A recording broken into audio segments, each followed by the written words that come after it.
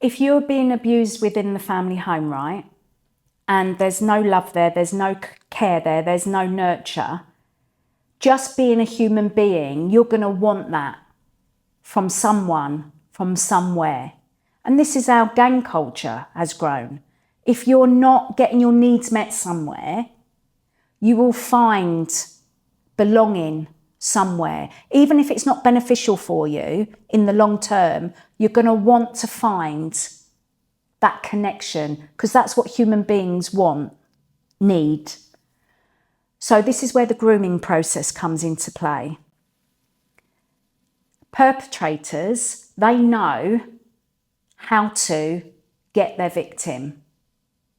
They will either know it straight away just because they've got lots of practice at it, or they will watch, they will try and build relationships either with the kid directly, like what happened to me and the bus driver outside of the family home, which I'll come back to in a moment, or they will be part of the family, the extended family, and they will see what is going on, and they will come in and be that, saviour kind of person, and they will groom the people and get access to the children.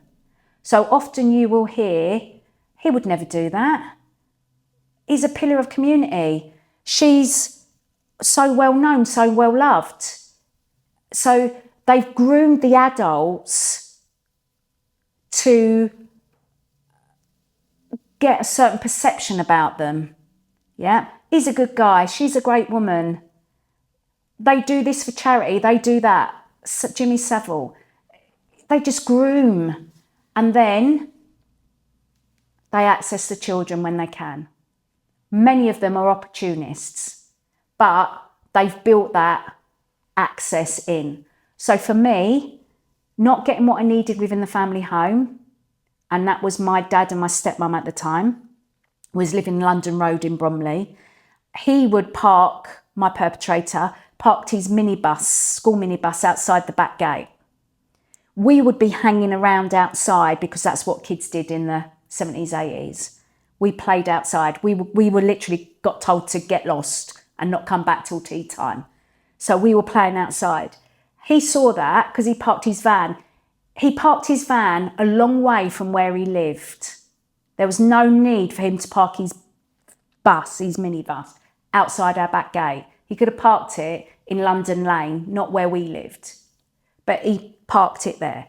So then he would, hello, how you doing? You all right? Just conversation. And we'd be very wary. But then when there's 2 or 3 of you and one of you gets the courage to go, oh yeah, speak back to him, then the rest of you go along with it. But he would then go, do you want to come on my minibus? Do you want to come and have a look on my minibus? You come and, just come and have a look.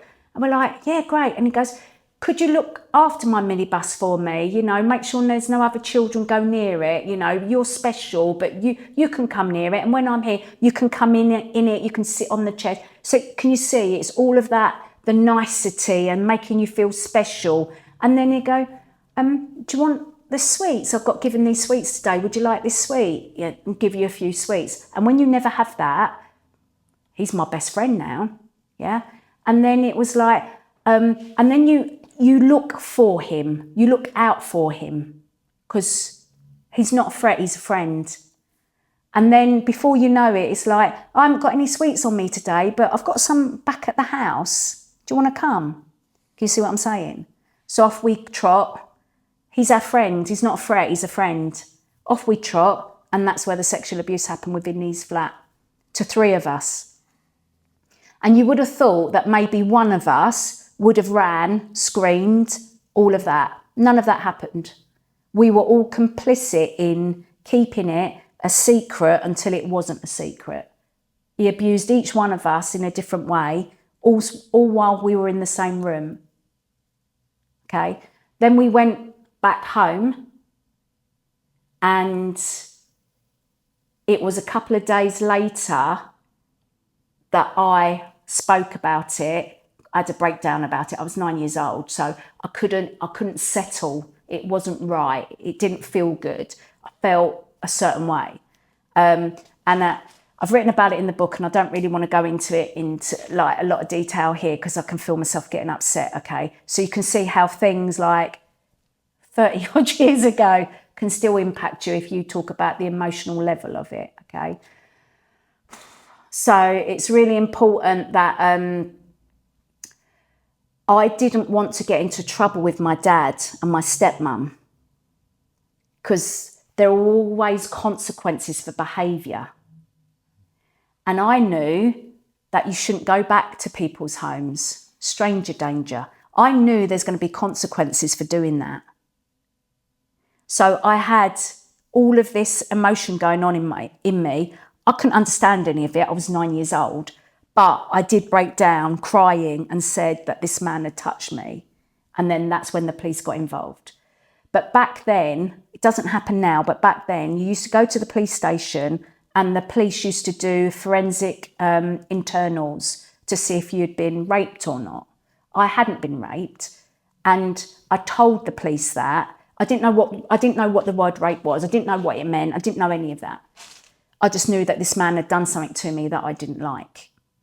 And I remember them saying, "Oh, we've just got to check. This is the police. Just got to check." And I'm like, no, the man didn't do anything like that to me. And then there was like, no, we need to double check. And they did an internal on me in the police station back in 1979. It would never happen now. And that lived with me as part of the abuse right up until quite recently when I had more therapy on it. So our responses to child sexual abuse disclosures needs to be so different, because they should never have done that to me. So we were talking about energy earlier. When you are growing up in domestic violence households, you literally live on your nerves. You don't know what's going to happen next.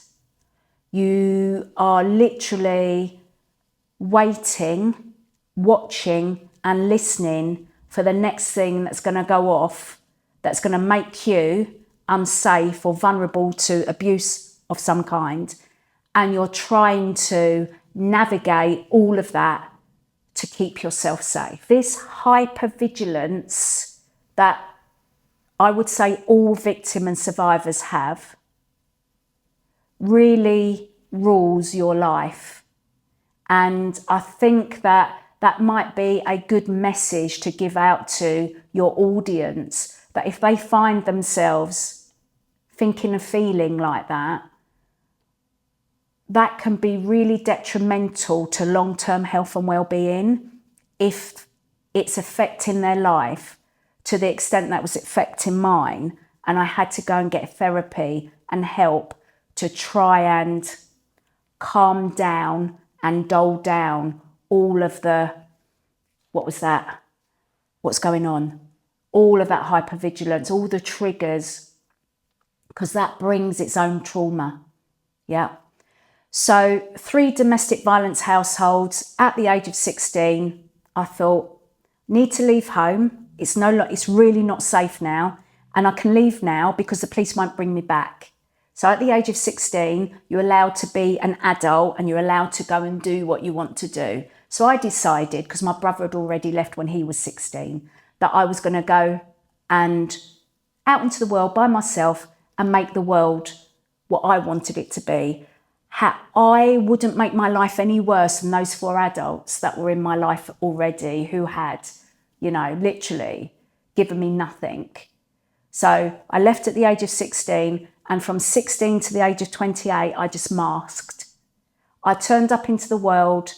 I was Chris. No one knew my childhood, my background, because there was a lot of shame associated with my background. There was a lot of guilt, and there was a lot of, I didn't want people judging me for other people's, my caregivers' actions. I wasn't responsible for their actions, but their actions had created me. And I didn't want anyone to know about that. So for that period of time, I was trying to build my own life and no one knew about my back life.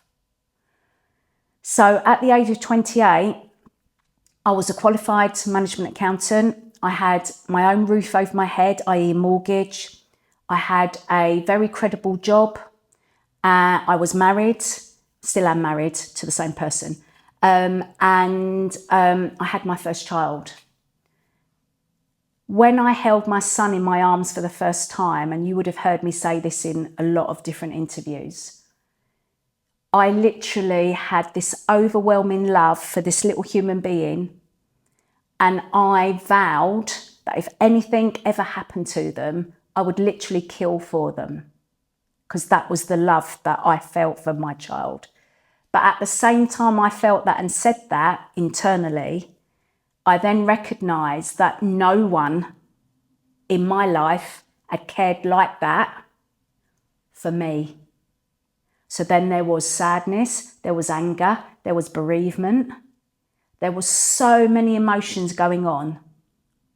And that was the start of the slide of my mental health. So 2 years after having my son, and it took that time, I had a breakdown at work. And that breakdown was horrific. However, I now call it my breakthrough because I changed careers. I looked at the impact of adverse childhood experiences on mental, emotional and physical health. I became an expert in health and wellbeing. As I said, I changed careers to become health and wellness coach, fitness coach, and I've retrained in a lot of different disciplines. And it led me to stand up publicly in 2013 after I wrote my autobiography. Stand up in a room full of people and tell my story. This is what happened. This is the impact. And this is what we're all going to do about it, because I'm not the only one. I'm one of millions. And this has got to change. So I established Survivors of Abuse charity in 2016. And it's the only charity. We're local at the moment, but I want to become national.